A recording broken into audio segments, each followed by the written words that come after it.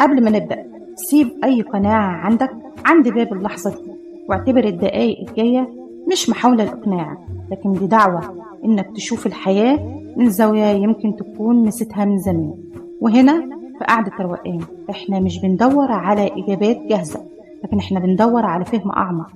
ولما الفكرة تلمس قلبك هتلاقيها محفوظة في قعدة روقان، أرشيف القلوب، المكان اللي الذكريات فيه مش مجرد ماضي، لكن دروس ومشاعر وحكايات لسه بتشكل حاضرنا. أنا نعمة الكومي، وده بودكاست قعدة روقان.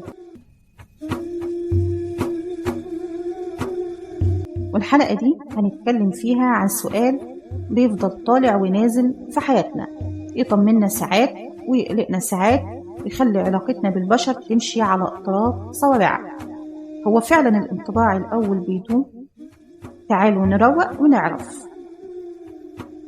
اللحظة اللي بنحكم فيها قبل ما نفهم. عارفين اللحظة دي اللي تقابل فيها حد لأول مرة؟ دقيقة واحدة بس وتكون كونت رأي كامل عنه، ابتسامة، كلمة، حركة، حتى طريقة السلام. العقل البشري اتخلق كده، بيسحب معلومة صغيرة ويبني عليها أصل. بس السؤال الحقيقي، الأصل ده بيكون صح ولا مجرد هلاوس دماغ بتحاول ترتاح؟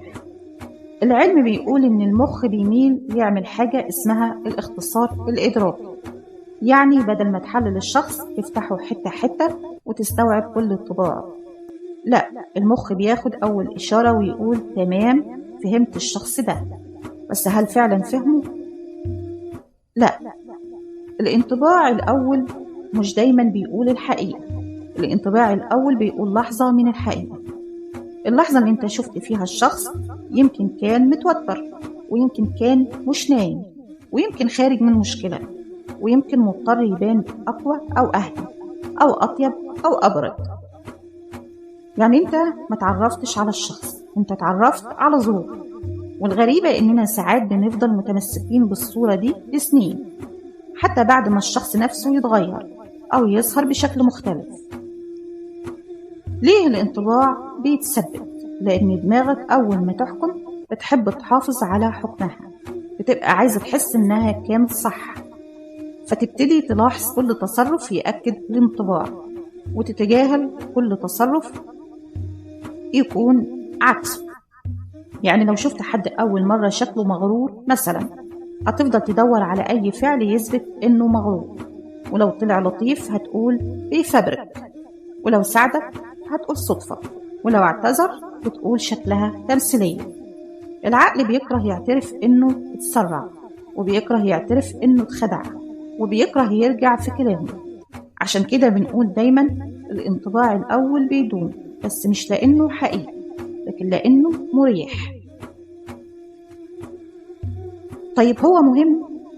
أيوة مهم، وبيفرق وبيأثر، وممكن يفتح أبواب أو يقفلها، لأنك مش عايش لوحدك، ولأن الناس مش هتدخل جوه قلبك ومخك فجأة. هما شايفين اللحظة اللي انت واقف قدامهم فيها بس. لكن هل ده معناه ان الانطباع الأول لازم يكون حكم نهائي؟ لا، الانطباع الأول بيحدد البداية، لكن اللي بيحدد العلاقة هو اللي بيجي بعد كده. لما الانطباع الأول بيكون غلط، كم مرة قابلت شخص وقلت ده باين عليه شايف نفسه، وبعدين اكتشفت انه أطيب من ناس كتير حواليه. أو قابلت حد حسيت انه ملاك، وبعدين طلع أسوأ من توقعات.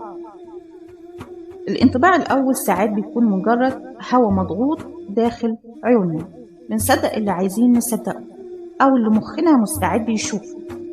أحيانا بنحكم على الناس من تجارب فاتت، من جروحنا ومن مخاوفنا ومن أحكام جاهزة. يعني يمكن هو مش مغرور، يمكن احنا اللي اتأذينا قبل كده من حد مغرور، فبقينا نشوف الغبار القديم على وشوش جديدة. الحقيقة الصعبة إن الانطباع الأول مش حكم نهائي ولا كذبة مطلقة. الحقيقة إنه إشارة مؤقتة، زي إشارة المرور، اللون اللي بيقولك تمشي وتهدى وتقف. لكن عمرك ما بتعتمد على الإشارة بس، بتبص حواليك وبتسمع الصوت وبتشوف الطريق، وبعدين تاخد قرارك. هو ده البشر، طيب نعمل إيه؟ ما تصدقش الانطباع الأول بنسبة 100%، سيبه مفتوح للتعديل. تاني حاجة، ادي الشخص فرصة تانية، ومش لازم تبقى 10 فرص، فرصة واحدة كفاية إنك تشوفه من زاوية مختلفة. تالت حاجة، خليك واعي إن مخك بيدور على دليل يأكد حكمه. قول لنفسك طب تعالى ندور على دليل عكسه. رابع حاجة، لما تعمل انطباع عن حد افتكر إن حد تاني بيعمل انطباع عنك، ممكن إن تكون أنت اللي في يومك السيء، فخد ودي. خامس حاجة، أهم نقطة، اسأل نفسك عايز أعرف الحقيقة ولا عايز أكون صح؟ لو عايز الحقيقة هتشوفها، ولو عايز تثبت رأيك هتفضل محبوس جوه أول لحظة بس. الخلاصة، هل الانطباع الأول بيدوم؟ أيوة بيدوم، لكن مش لأنه أصدق لحظة، لكن لأنه أسهل لحظة. الإنسان اللي قدامك مش صورة ومش لقطة ومش نظرة ومش كلمة، الإنسان رواية طويلة بتتعرف عليها صفحة صفحة، ولو حكمت عليها من أول سطر يبقى ظلمت القصة وظلمت نفسك.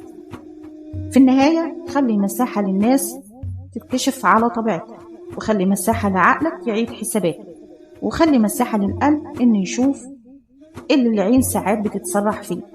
كنت معاكم من قعدة روقان، واستنوني في حلقة جديدة من الرواق والتفكير بعمق، واشوفكم في حلقة جاية.